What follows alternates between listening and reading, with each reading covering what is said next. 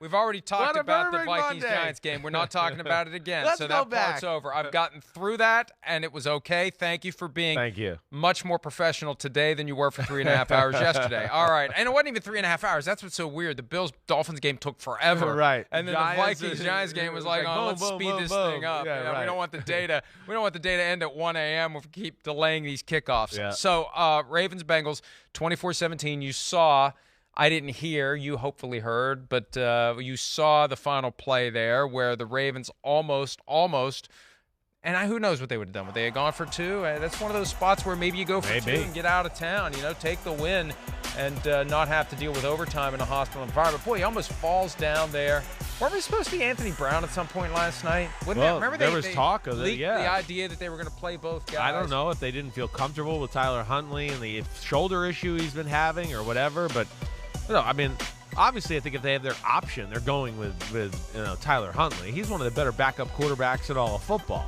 I mean, this play was close. I mean, gosh, wow. I mean, it's almost two hands on the football there. But tough AFC North football game. And let's be serious, Mike. I mean, the Baltimore Ravens outplayed the Cincinnati Bengals. Plain and simple. I mean, plain and simple.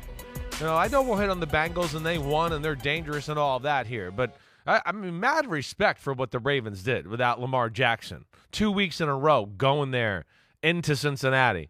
And the way they played, I mean, again, I don't want to boil it down to one or two plays, but this was one where the game plan was phenomenal. They're patient with the run.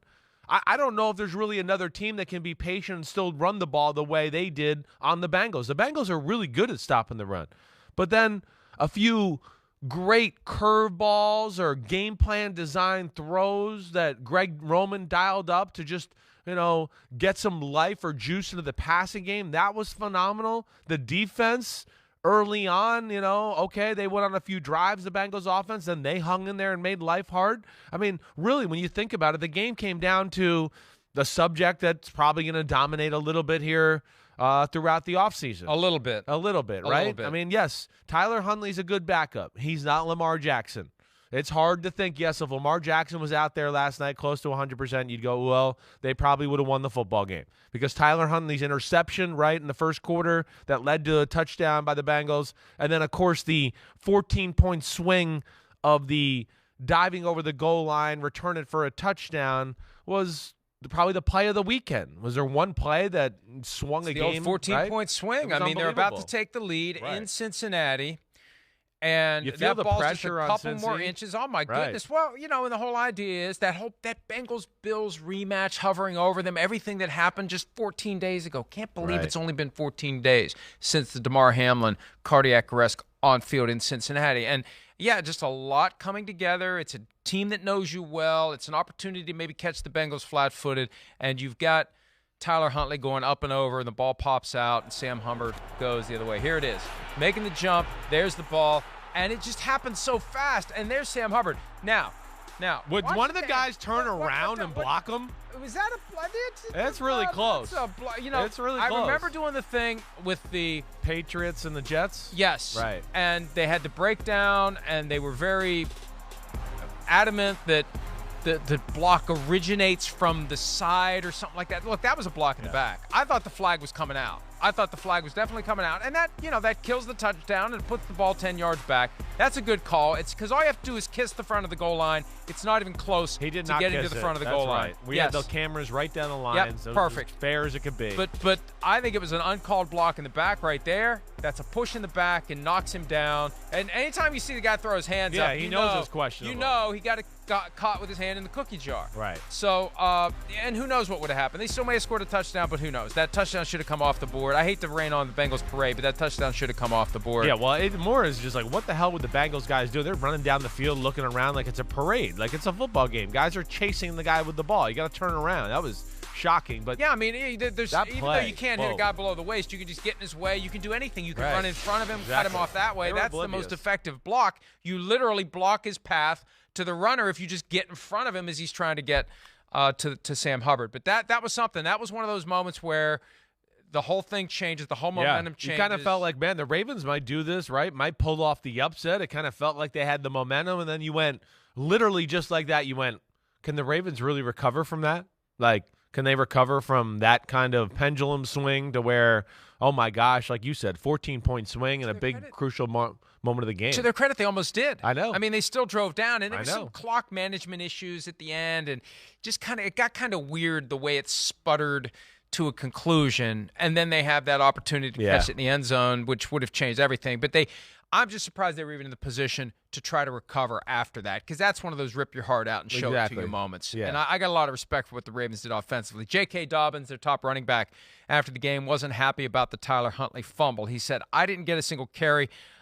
He should have never been in that situation. I believe I would have put it in the end zone again. I should be the guy. I'm tired of holding that back. I'm tired of that. 13 carries, it's the playoffs. I'm tired of holding that back. Let's go win the game. I'm tired of that. If we had Lamar, we would have won too. Kind of threw that on at the end, and we'll talk more about the Lamar Jackson angle.